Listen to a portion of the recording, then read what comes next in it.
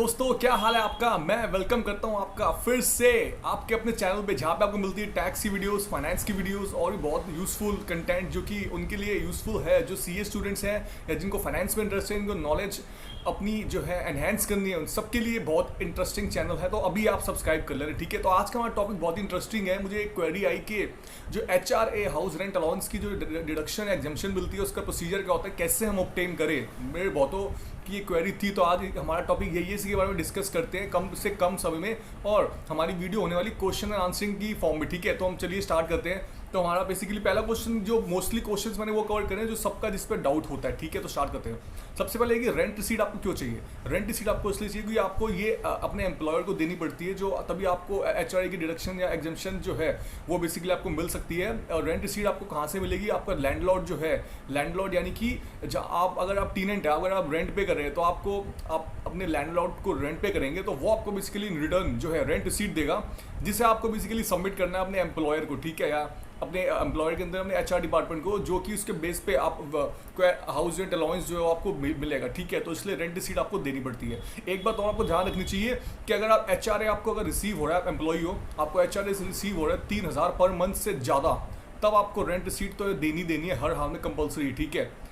आगे देखते हैं कि रेंट रिसीट के कंपोनेंट्स क्या होते हैं। कि सबसे पहले तो उसमें टेनेंट का नाम आना चाहिए जो रेंट पे कर रहा है, उसके बाद लैंडलॉर्ड का जिसकी प्रॉपर्टी है, उसके बाद amount and date of payment कितना है, और उसके बाद रेंट का पीरियड कौन सा, कितने महीने का है, कितने दिनों का रेंट है, वो सब आना चाहिए। और हाउस का एड्रेस कौन से हाउस में बेसिकली रेंट जो है, आप किस घर का रेंट पे कर रहे हो आप, उसके अलावा साइन होने चाहिए लैंडलॉर्ड के, ठीक है। और उसके अलावा लैंडलॉर्ड का पैन भी होना चाहिए। पैन तब मैंडेटरी है लैंडलॉर्ड का जब बेसिकली जो रेंट है, रेंट आप बेसिकली 1 लाख पर एनम से ज़्यादा जो है आप पे कर रहे हो। अगर आप रेंट 1 लाख से ज़्यादा पे कर रहे हो पर एनम, तब बेसिकली आप लैंडलॉर्ड का पैन आपको देना बहुत जरूरी, ठीक है। उसके बाद अगर आपने लैंडलॉर्ड का पैन अगर नहीं दिया, तो उस केस में आपकी जो HRA की जो आप क्लेम कर सकते हो एग्जम्पशन, वो 1 लाख तक ही कर पाओगे अगर आपने उससे पैन ऑब्टेन नहीं करा, ठीक है। तो उससे पैन ऑब्टेन करना बहुत जरूरी है लैंडलॉर्ड से, ठीक है।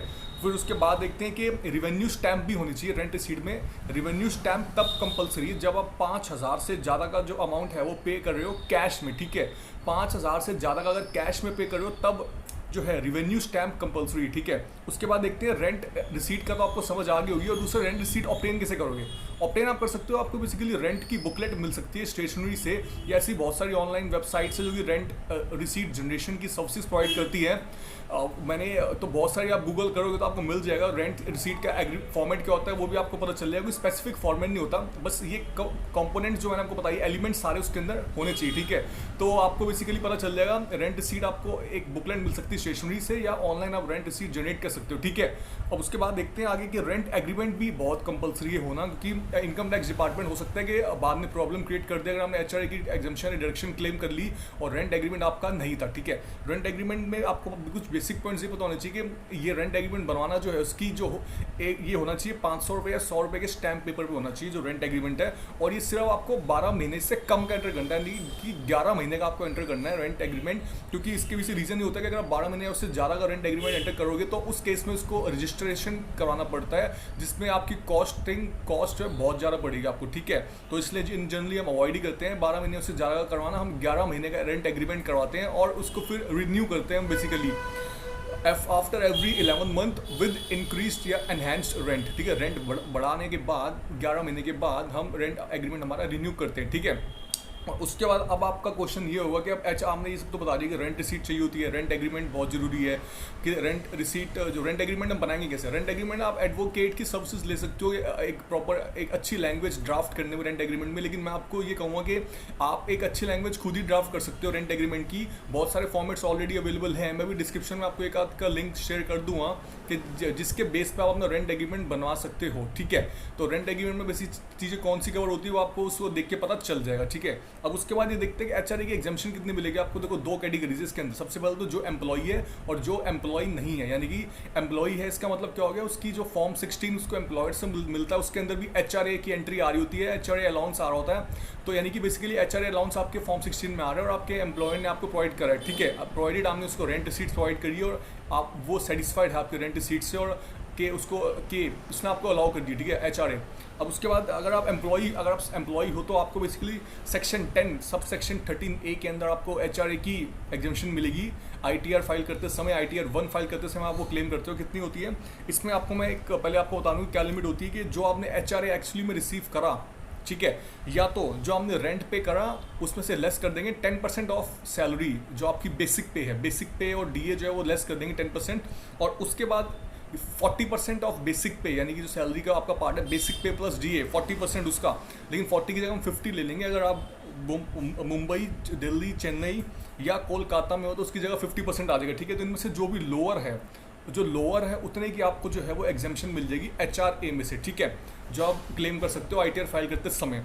यानी कि HRA जो हमने एक्चुअली रिसीव करा या जो रेंट पे करा उसमें से लेस करेंगे 10% ऑफ बेसिक पे प्लस DA, और उसके अलावा 40% या 50% ऑफ बेसिक पे plus DA which ever is lower जो है उतने की आपको क्या मिल जाती है एग्जाम्पशन, ठीक है। अब इसके बाद आप एक बात पूछोगे, अगर हम सैलरीड एम्प्लॉय, हम जॉब नहीं करते हैं, हम एम्प्लॉय नहीं है, यानी कि आपको फॉर्म 16 के अंदर वाला सीन नहीं है आपका, तो उस केस में क्या होगा, आप सेक्शन 80G के अंदर HRA क्लेम कर सकते हो। इसमें कौन से पर्सन कवर होंगे, जो कि एम्प्लॉय नहीं है, जिनको बेसिकली जिनका बिजनेस है, प्रोफेशन है, इंडिविजुअल्स का जिनका बिजनेस है, प्रोफेशन है, जो कि एम्प्लॉय नहीं है, वो 80G के अंदर क्लेम कर सकते हैं HRA की एग्जेम्पशन। उसमें HRA की डिडक्शन बेसिकली, ठीक है, डिडक्शन कितनी मिलेगी आपको, सबसे पहले 5,000 पर मंथ, या तो रेंट जो हमने पे करा है उसमें से लेस कर देंगे 10% of adjusted gross total income, या तो 25% of adjusted gross total income. इनमें से जो भी लोअर आएगा उतने की आपको जो है डिडक्शन बेसिकली मिल जाएगी, ठीक है, जो लोअर आएगा। और इसमें एक कंडीशन ये भी कि SS जो आप हो बेसिकली, अगर सेक्शन 80G में आप HRA की डिडक्शन क्लेम कर रहे हो तो आपको कोई एक घर नहीं होना चाहिए आपके पास उस जगह पे जहाँ पे आप ड्यूटी कर रहे हो, ठीक है, ये आपको पता होना चाहिए कि बिजनेस या प्रोफेशन इंडिविजुअल आप हो बेसिकली, आप 10 सब सेक्शन 13A में कवर नहीं हो रहे, तो उस केस में आपको बेसिकली सेक्शन 80G में एग्जाम्पशन डिडक्शन मिलेगी। कितनी मिलती है, 5,000 पर मंथ, या 25% of adjusted gross total income, या rent paid over 10% of adjusted total income which ever is lower. इन दोनों सेक्शंस के एग्जांपल मैं आपको अपने साथ वाली स्क्रीन में यहाँ पे दिखाऊंगा, ठीक है, आप ये दोनों अभी देखो, इससे आपको देख के काफ़ी क्लैरिटी मिलेगी कि जैसे कि सबसे पहले सेक्शन 10 सब सेक्शन 13A में सैलरीड पर्सन कवर होंगे, इनकी फॉर्म 16 में आती है HRA की एंट्री, और सेक्शन 80G में वो कवर्ड होंगे जो एम्प्लॉय नहीं है, या वो जो इंडिविजुअल्स जो बिजनेस प्रोफेशन कर रहे हैं, जो 80G का डिडक्शन क्लेम करना चाहते हैं, जो रेंट पे कर रहे हैं, ठीक है, तो उसके अंदर कवर होंगे सेक्शन 80G के अंदर। तो मुझे लगता है कि मैंने आपकी काफ़ी हेल्प करी है बताने में कि बेसिक प्रोसीजर क्या होता है HRA का। HRA क्लेम करने के लिए 2 चीज़ें आपके पास होनी चाहिए, रेंट रिसीट्स होनी चाहिए, रेंट रिसीट्स आपको आसानी से मिल सकती है, मैंने बताया, रेंट एग्रीमेंट कंपलसरी है होना, ताकि इन फ्यूचर आप कोई इनकम टैक्स डिपार्टमेंट से इन्विटेशन अगर अवॉइड करना चाहते हो कि वो दखल अंदाजी ना क्रिएट करेगा हमने एग्जाम्पशन क्यों ली, ठीक है, तो उस केस में बेसिकली पास ये होना चाहिए आपका रेंट एग्रीमेंट, ठीक है। और दूसरी बात है कि लिमिट्स क्या होती है,